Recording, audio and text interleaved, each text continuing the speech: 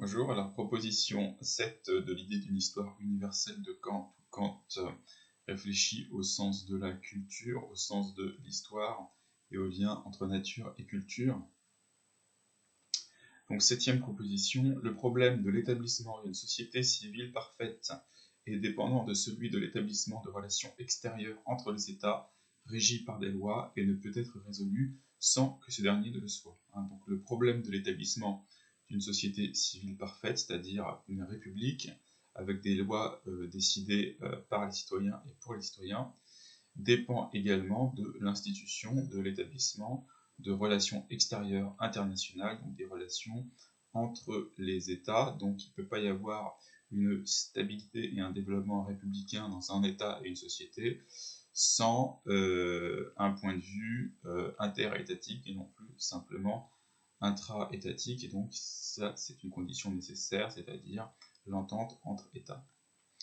À quoi bon travailler à une constitution civile réglée par la loi entre les particuliers, c'est-à-dire à la mise en place d'une communauté? La même insociabilité qui contraignait les hommes à cette tâche est la cause qui fait que chaque communauté dans les relations extérieures, c'est-à-dire en tant qu'État en rapport avec les autres États, se trouve en liberté naturelle et, par suite, peut attendre des autres États les mêmes maux qui accablaient les particuliers et les forçaient à entrer dans un État civil réglé par des lois. Donc, à quoi bon travailler à une république dans un certain État, dans une société donnée et pour un peuple donné, puisque la même insociabilité qu'on avait vue entre individus, entre membres de la société,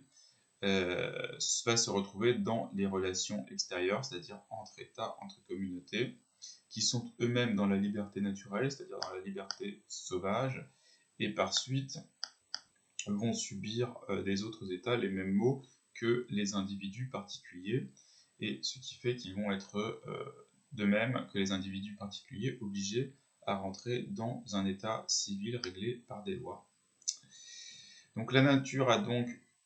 utilisé aussi l'incapacité à se supporter que manifestent les hommes et même les grandes sociétés et les grands corps politiques composés d'individus de ce genre comme un moyen de découvrir au sein même de l'inévitable antagonisme un état de repos et de sécurité. Donc la nature avait utilisé les hommes pour créer un état de paix républicain et développer les facultés, et de même elle va utiliser l'antagonisme, l'insociabilité des corps politiques, c'est-à-dire des sociétés entre elles, comme un moyen de découvrir un état supérieur et final de repos et de sécurité, où pourront également se développer les facultés humaines. C'est-à-dire par les guerres, par ces préparatifs extravagants et jamais relâchés,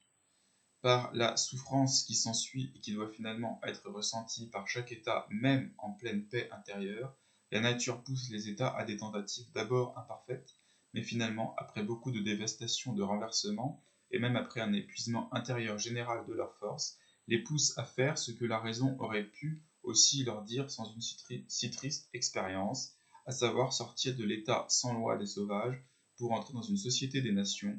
dans laquelle chaque État, même le plus petit, pourra attendre sa sécurité et ses droits, non de sa force propre ou de son appréciation juridique personnelle, mais seulement de cette grande société des nations, fidus en fictionum, de l'union des forces en une seule force et de la décision soumise à des lois, de l'union des volontés en une seule volonté. Donc c'est-à-dire que par les guerres que se font les États et par l'État pré-guerre, c'est-à-dire les préparatifs qu'il qualifie d'extravagants et de jamais relâchés, et par les conséquences des guerres, par la souffrance qui s'ensuit, qui doit finalement être ressentie par chaque État, même dans l'état de paix intérieure, puisqu'il y a des répercussions même en état de paix. La nature pousse les États par des tentatives tout à fait imparfaites, puisqu'il y a toujours une dévastation, les pousse à faire ce que les États auraient pu faire si la raison avait guidé les hommes, avant même de faire l'expérience des dévastations, à savoir sortir de l'état sans loi des sauvages, sortir de la liberté sauvage, pour entrer dans une société des nations, c'est-à-dire pour entrer dans une fédération républicaine, dans laquelle chaque État sera en sécurité et ne comptera pas sur sa force propre, mais transférera sa force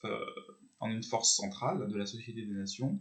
et abandonnera sa volonté propre pour la transférer à une union des volontés dans cette République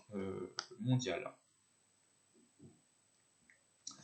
Aussi enthousiaste que puisse aussi paraître cette idée, et bien que telle idée ait prêté à rire chez un abbé de Saint-Pierre ou chez un Rousseau, peut-être parce qu'il croyait la réalisation d'une idée trop proche, c'est pourtant le résultat inévitable de la souffrance où les hommes se placent mutuellement, qui doit contraindre les États, aussi difficile qu'il soit pour eux de l'admettre, à adopter cette résolution, même que l'homme sauvage avait été contraint de prendre d'aussi mauvais gré, à savoir renoncer à sa liberté brutale et chercher dans une constitution réglée par la loi le repos et la sécurité. Donc la nature va faire que dans les souffrances que les hommes s'infligent, les États vont être contraints à adopter une résolution, de même que l'homme sauvage avait dû le faire, à savoir renoncer à la liberté brutale, c'est-à-dire la liberté naturelle ou sauvage où l'on fait ce que l'on veut, et à chercher dans une constitution réglée par la loi, c'est-à-dire dans une constitution républicaine, le repos et la sécurité, c'est-à-dire la paix et finalement le développement des dispositions dont la morale. Toutes les guerres sont donc autant d'essais, certes pas dans l'intention des hommes, mais dans l'intention de la nature, de mettre en place de nouvelles relations entre États, et par la destruction, du moins par le démembrement, de former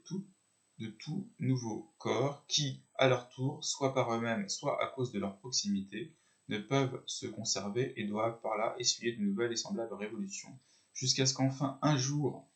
en partie par la meilleure organisation possible d'une constitution civile à l'intérieur, en partie par une convention et une législation communautaire à l'extérieur, un État soit fondé qui, semblable à une communauté civile, puisse, tout comme un automate, se maintenir par elle. Donc toutes les guerres sont donc des essais, non pas des hommes et non pas consciemment, mais bien de la nature et inconsciemment. Ce sont des outils de la nature pour mettre en place de nouvelles relations entre États, donc de manière détournée, hein, qui, paradoxalement, par la destruction et le démembrement, vont progressivement former des nouveaux corps de plus en plus grands, et finalement, former, après maintes révolutions, c'est-à-dire après maints changements politiques, une organisation mondiale et une constitution civile mondiale dans un État fédéral qui se maintiendra désormais de lui-même, puisque il ne sera plus menacé ni de l'intérieur ni à l'extérieur.